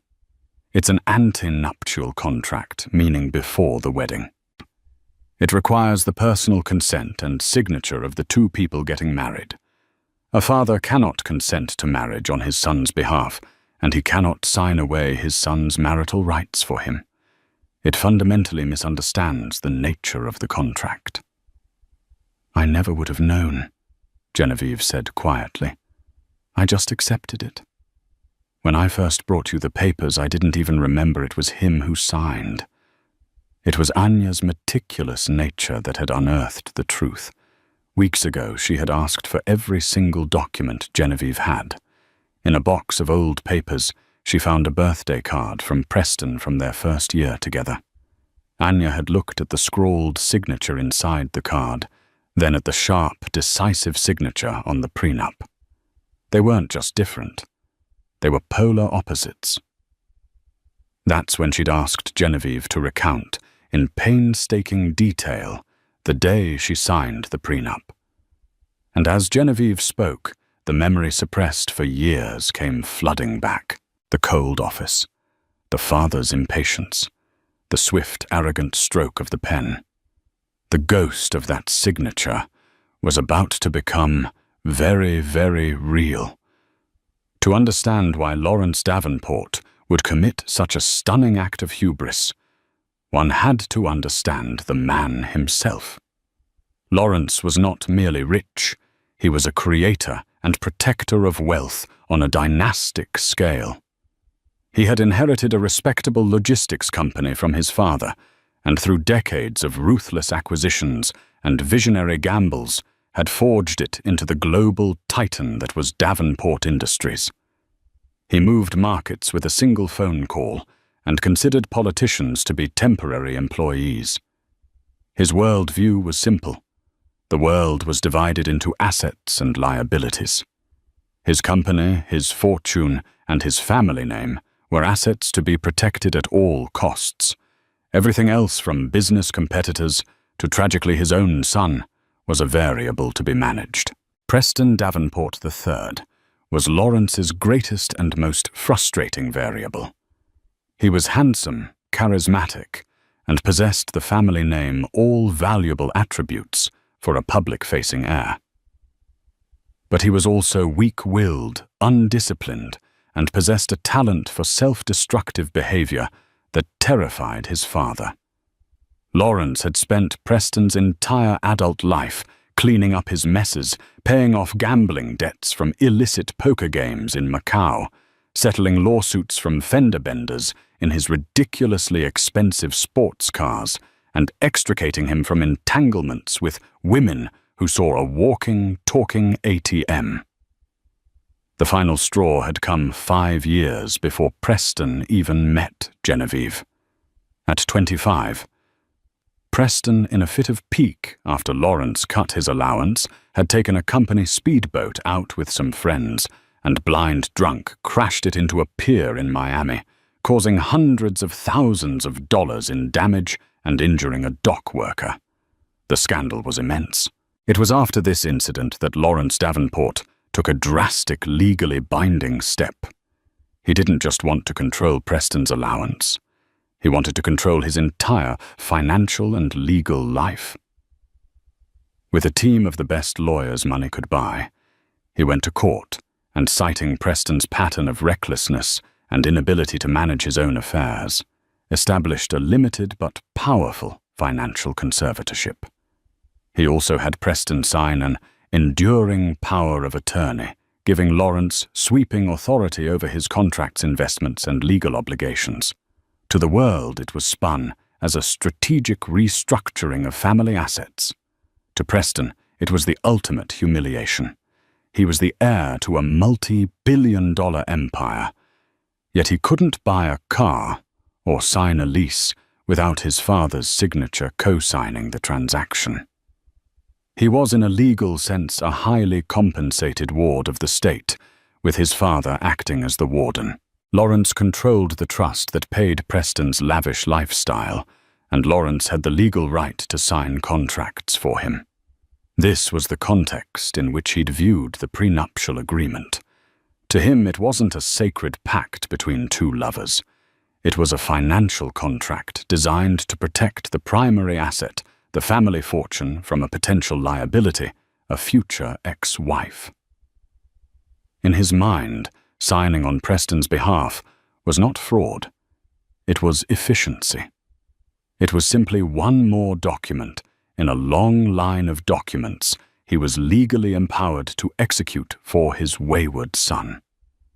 It was this mindset, this absolute belief in his own authority, that had led to his fatal error. He had applied the cold logic of corporate governance to the deeply personal territory of matrimonial law. During the 48-hour recess, the Davenport machine went into overdrive. But for the first time, it wasn't attacking an external threat. It was imploding. Gregory Thorne was in a full-blown panic. He had personally assured Preston and Lawrence that the prenup was unbreachable. Now he was facing the possibility of disbarment for submitting a potentially fraudulent document to the court, a document his own clients had given him. The scene in Lawrence Davenport's office was apoplectic. "How could you be so stupid?" Lawrence roared at Thorne, his usual granite composure shattered.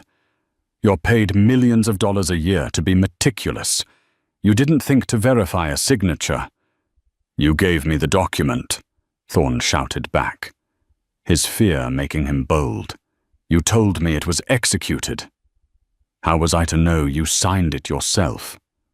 You have power of attorney. I assumed it was a legitimate, if unusual, execution of that power." Preston, meanwhile, was a ghost.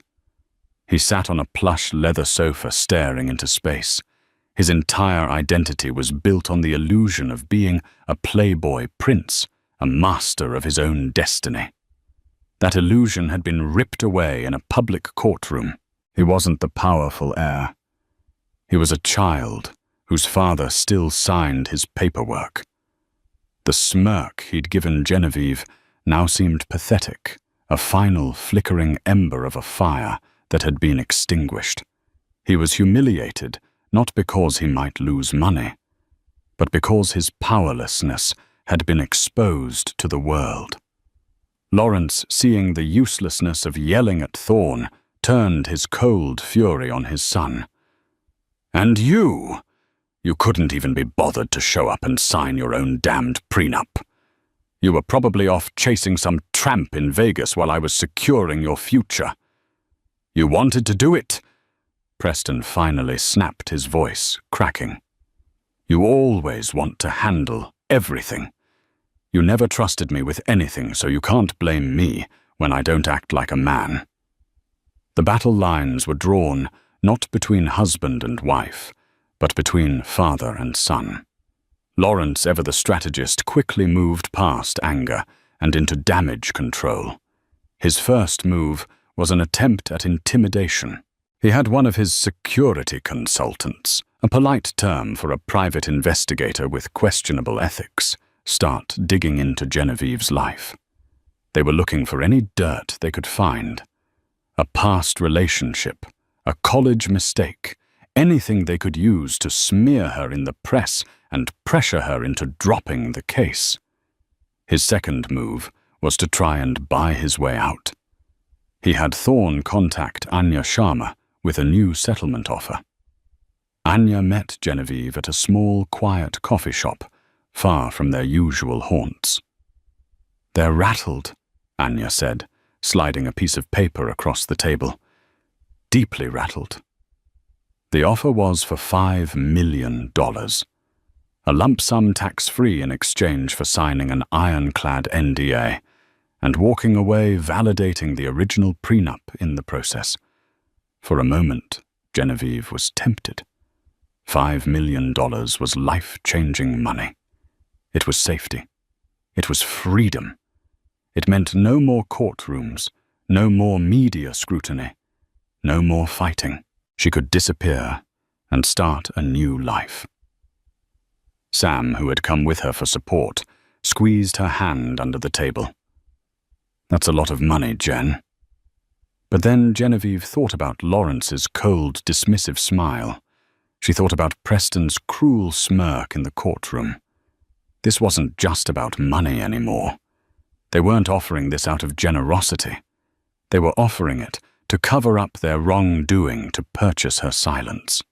Accepting it would mean validating their belief that everything and everyone had a price.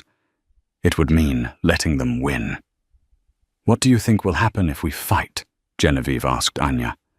"If we fight and the judge invalidates the prenup," Anya explained, "then the court will proceed as if there were no prenup at all. Your settlement would be determined by New York state law based on the length of the marriage, the standard of living you were accustomed to, and Preston's actual wealth, or rather the wealth you both enjoyed from the family trust. Given their lifestyle, we're not talking about 5 million. We're talking about a figure potentially 10 times that, or more." The number was staggering, almost abstract. But that wasn't the deciding factor. The deciding factor was the look in Anya's eyes, a look that said, "We can win this." Genevieve pushed the paper back across the table. "Tell them no," she said, her voice steady and clear. "Tell them we'll see them in court." She was no longer the scared 24-year-old in Lawrence Davenport's office. The web he had spun to trap her was now trapping him, and she was the one pulling on the strands. When the court reconvened, the atmosphere was electric. The room was packed with journalists spilling out into the hallway. The Davenport family's dirty laundry was about to be aired, and everyone wanted a front-row seat. Gregory Thorne looked like a man who hadn't slept in 2 days. His usual swagger was gone, replaced by a tense, weary demeanor. Preston sat beside him, looking smaller in his expensive suit, his eyes fixed on the polished wood of the table in front of him. Lawrence Davenport was also present, sitting in the front row of the public gallery. He wasn't there to support his son. He was there to watch over his investment, his face an unreadable mask of stoic fury. Anya Sharma was the picture of composure. She began by formally calling her expert witness, Dr. Albert Reed, to the stand. Dr. Reed was a man in his late 60s with a neat bow tie and an air of academic certainty. He was one of the most respected forensic document examiners in the country. Anya projected 2 documents onto the large screens in the courtroom. One was the signature page of the prenuptial agreement. The other was the birthday card Preston had written to Genevieve years ago. "Dr. Reed," Anya began, "could you please describe to the court the process you used to analyze these 2 signatures?" For the next 20 minutes, Dr. Reed gave a masterclass in handwriting analysis. He talked about letter formation, baseline alignment, pen pressure, and stroke sequencing. He pointed out the garland connections in Preston's known signature, a lazy, looping scrawl, and compared them to the sharp, angular connections in the signature on the prenup. The signature on the birthday card, what we're calling the known sample. Dr. Reed explained, pointing with a laser, is fluid written quickly with a rightward slant and low pen pressure in the upstrokes. It is consistent with dozens of other samples of Preston Davenport third signature we've examined from checks and other personal documents. He then directed the laser to the prenup. The signature on the contested document is fundamentally different. It is written deliberately with heavy, consistent pressure. The letter formations are sharp, almost calligraphic. The T crossing is high and firm, whereas in Mr. Davenport's known signature, it is often a quick trailing stroke. They are, in my expert opinion, written by 2 different hands. Anya let that sink in. "And have you formed an opinion on who wrote the signature on the prenuptial agreement?" "Yes," Dr. Reed said. "We were also provided with numerous authenticated samples of Mr. Lawrence Davenport's signature from corporate filings. The signature on the prenuptial agreement is to a scientific certainty a match for Lawrence Davenport." A wave of gasps and frantic typing filled the room. Thorne's objection was weak. Your Honor, this proves nothing. My client's father had power of attorney. Anya was ready for that. Your Honor, the defense seems to be clinging to the idea of a power of attorney as a magic wand that makes this all disappear. But we'd like to explore the circumstances under which this document was signed. She called her next witness. It wasn't Genevieve. It was a woman named Maria Flores, Lawrence Davenport's former executive assistant, who had retired 2 years ago. The Davenports' private investigator had missed her. Anya's had not. Ms. Flores, a nervous but dignified woman in her early 70s, took the stand. Ms. Flores, Anya asked gently, you were Mr. Lawrence Davenport's assistant for over 30 years, correct? Yes. Do you recall a meeting between Mr. Davenport and Genevieve Hayes in May of 2018? I do. I scheduled it. And was Preston Davenport III present at that meeting? No, he was not. Do you know where he was? Ms. Flores hesitated, looking toward Lawrence, whose glare could have melted steel. She took a deep breath. Mr. Davenport told Ms. Hayes that his son was in a business meeting in Delaware. That was not true. Thorne shot to his feet. Objection hearsay. Sustained, the judge said. Ms. Flores, only testify to what you know directly. Anya rephrased. What did your duties entail regarding Preston Davenport's schedule and expenses that week? I had access to all his corporate credit card statements and travel itineraries. It was my job to reconcile them for Mr. Lawrence. And according to those records, where was Preston Davenport on the day the prenuptial agreement was signed in New York? Miss Flores looked the judge in the eye. He was at the Bellagio Hotel in Las Vegas. He had been there for 3 days. The records showed charges for over $20,000 at the high-limit poker tables and a charge from a nightclub for bottle service. The dam broke. The carefully constructed image of the responsible heir in a Delaware meeting was shattered. Preston sank even lower in his chair, his face burning with shame. He wasn't just a puppet. He was a reckless, lying puppet. But Anya wasn't finished. Your Honor, she said, addressing the judge, the defense's argument rests on the validity of a power of attorney, but a power of attorney cannot be used to commit fraud. Lawrence Davenport didn't just sign on his son's behalf. He actively misrepresented his son's whereabouts and willingness to participate. He created a fiction to coerce a young woman into signing away her rights, then took a shortcut born of pure arrogance, believing the rules didn't apply to him. She turned to face the defense table, her voice ringing with clarity. A prenuptial agreement is perhaps the most personal contract a person can sign. It contemplates the potential end of a marriage. It requires full financial disclosure, independent counsel, and most importantly, the willing and direct consent of the two people whose lives it will govern. What we have here is not a valid contract. We have a document born of deception and signed by proxy. It is legally and morally worthless. The unraveling was complete. Gregory Thorne sat down defeated. He had no counter-argument. His entire case, built on the document Lawrence had handed him, had been dismantled piece by piece.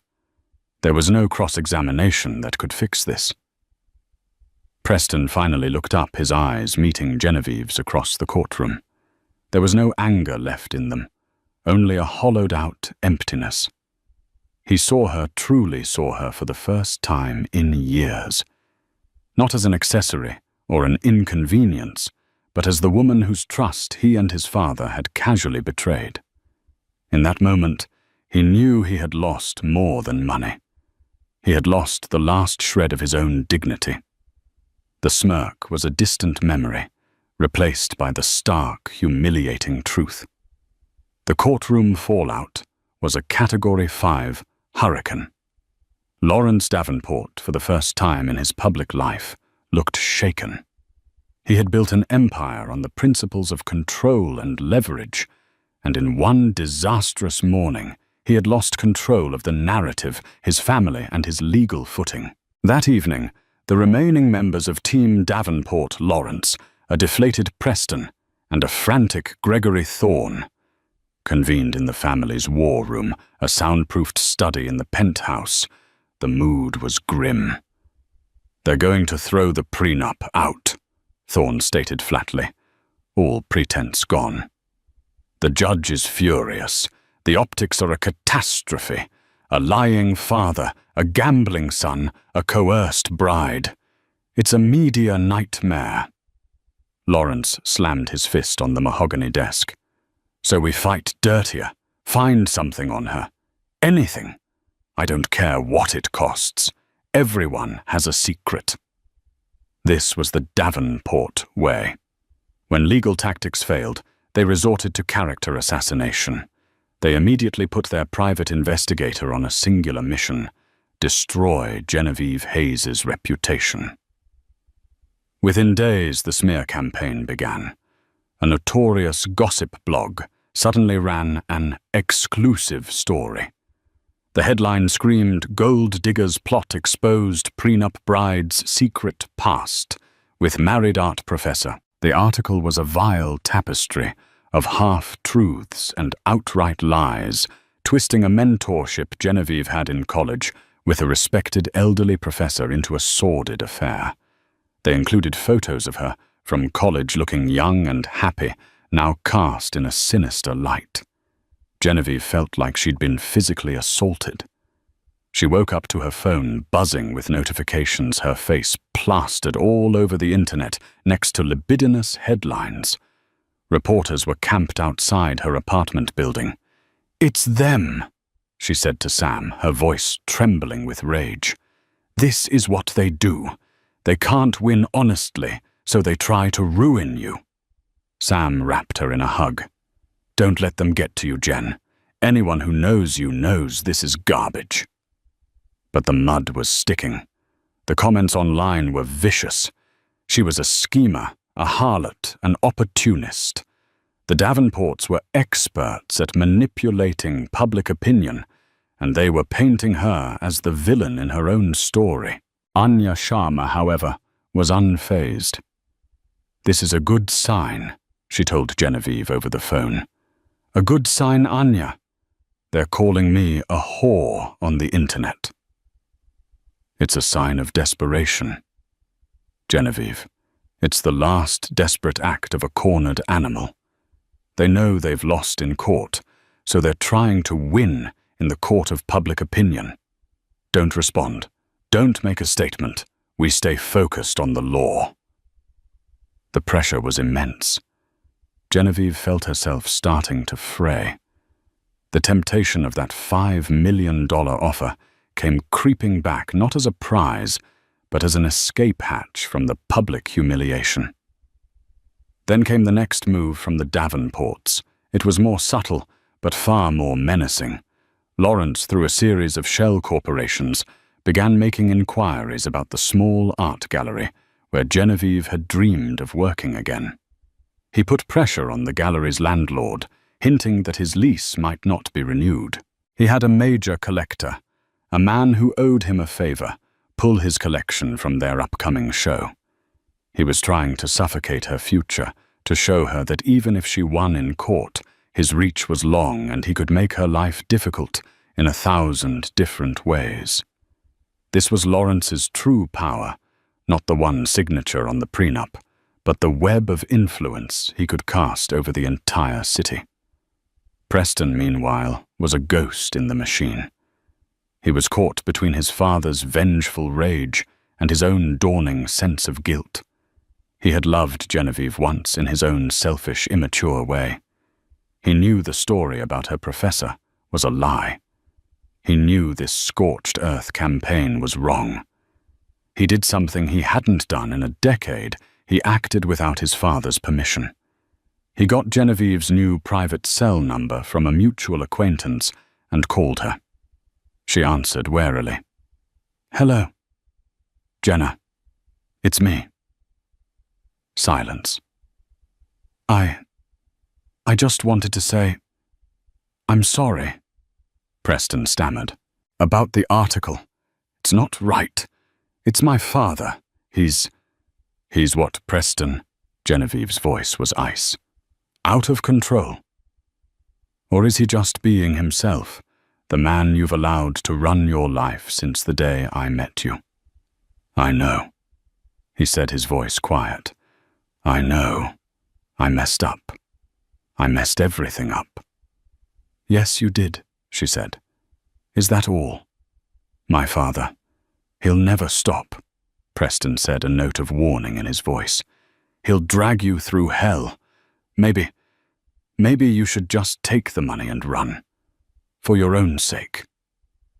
It was a twisted sort of kindness born of weakness. He wasn't telling her to fight for herself. He was telling her to surrender because he was too afraid to stand up to his own father. Hearing the weakness in his voice, the pathetic attempt to help her by advising her to give up, had the opposite effect he intended. It galvanized her. All the fear and uncertainty she'd been feeling coalesced into a diamond-hard resolve. She would not be bullied. She would not be smeared. And she would not be scared into submission by a broken man and his monstrous father. "Thank you for the advice, Preston," she said, her voice now devoid of any emotion. "But I'm done running. I'm done being sensible. I'm done doing what the Davenports think is best for me." She hung up the phone. The next day, Anya Sharma filed a motion for sanctions against the Davenports for witness intimidation and launching a malicious public smear campaign intended to influence legal proceedings. She attached sworn affidavits from the art gallery owner and a printout of the gossip blog post tracing its ownership back to a PR firm with long-standing ties to Davenport Industries. The message was clear. The desperate measures had failed. Genevieve Hayes was not backing down. She was fighting back. The final day in court was less a legal battle and more a coronation of the truth. The Davenports' desperate attempts to intimidate and smear Genevieve had backfired spectacularly, earning them a harsh rebuke from Judge Hawes before the proceedings even began. The motion for sanctions was taken under advisement, a clear threat hanging over Lawrence's head. Gregory Thorne's closing argument was a shadow of its former self. He was hamstrung, unable to defend the indefensible. He tried to argue that even if the signature was Lawrence's, the intent of the agreement was clear, and that Genevieve had benefited from the marriage for 7 years. It was a weak, pathetic argument, and everyone in the room knew it. Then Anya Sharma rose for her closing statement. She didn't address the defense table. She spoke directly to the judge, her voice filled with a quiet, righteous power. "Your Honor," she began, "for 7 years, Genevieve Hayes lived in a world where the rules were written by one man, Lawrence Davenport. He is a man accustomed to bending the world to his will, a man for whom contracts are tools. People are assets, and laws are mere suggestions. In his world, his power of attorney is a crown, allowing him to act as king on behalf of a prince who refused to grow up." She paused, letting the words settle. When he placed that prenuptial agreement in front of a young, trusting woman, he wasn't seeking a fair contract. He was demanding fealty. When he lied about his son's whereabouts, he wasn't simplifying paperwork. He was committing fraud. And when he arrogantly signed his own name in place of his son's, he made a fatal miscalculation. He believed that the personal sacred covenant of marriage could be treated like a corporate merger. He was wrong. This case was never about money. Anya continued, her gaze sweeping over Genevieve, then to the judge. It was about dignity. It was about whether the powerful are allowed to write their own rules at the expense of others. It was about the validity of one woman's life partnership and contributions which the Davenport family sought to erase with a fraudulent document and a check for her silence. We ask the court to do what the Davenports never could, to see Genevieve Hayes not as a liability to be managed, but as an equal partner in a dissolved marriage. We ask you to declare their so-called ironclad prenup invalid, and to restore the dignity they tried so hard to take from her. Anya sat down. The courtroom was silent. Judge Hawes looked down from her bench, her expression stern. She looked at Preston, whose face was ashen. She looked at Lawrence, whose mask of composure was finally cracking, revealing the seething rage beneath. And then she looked at Genevieve, who met her gaze with quiet strength. I have reviewed all the evidence and testimony presented in this matter. The judge began, her voice ringing with authority. It is the finding of this court that the prenuptial agreement, dated May 12, 2018, is null and void.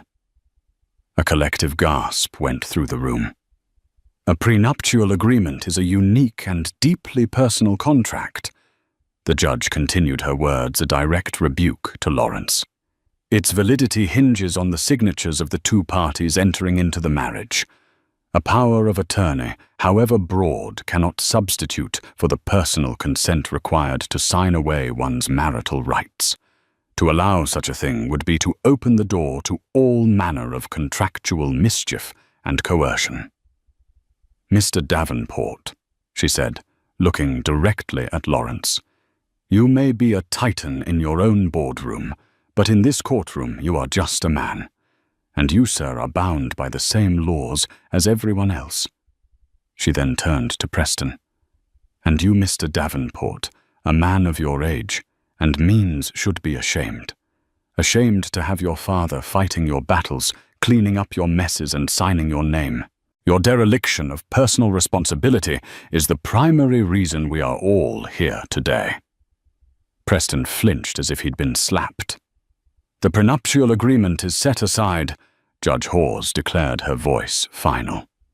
This court will proceed with the division of marital assets under the standard equitable distribution laws of the state of New York. A forensic accounting of the marital estate is hereby ordered. This hearing is adjourned.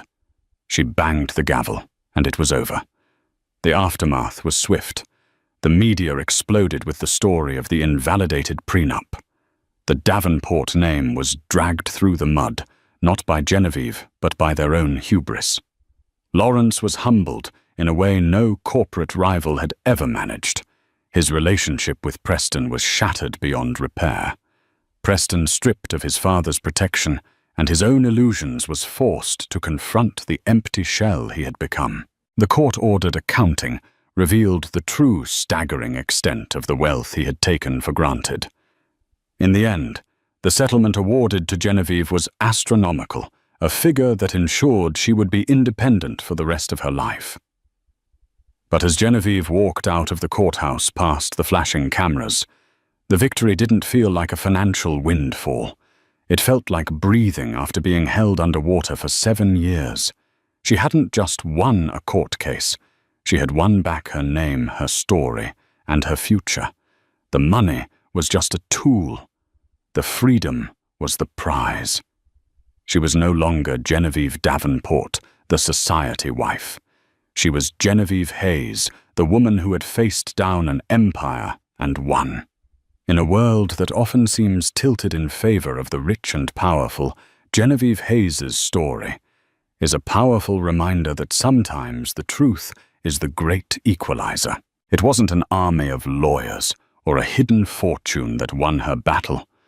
It was a single, undeniable fact that she had the courage to bring into the light. Her journey from a gilded cage to a hard-won freedom shows that resilience and integrity can be more formidable than any dynasty. It's a testament to the idea that no one is above the law, and that fighting for your own dignity is always a battle worth waging. If this story of resilience, justice, and the ultimate triumph of truth captivated you, please let us know by hitting that like button. Share this video with someone who needs a reminder that courage can change everything. And for more incredible real-life stories like this, make sure you subscribe to our channel and ring that notification bell so you never miss an update. Thank you for watching.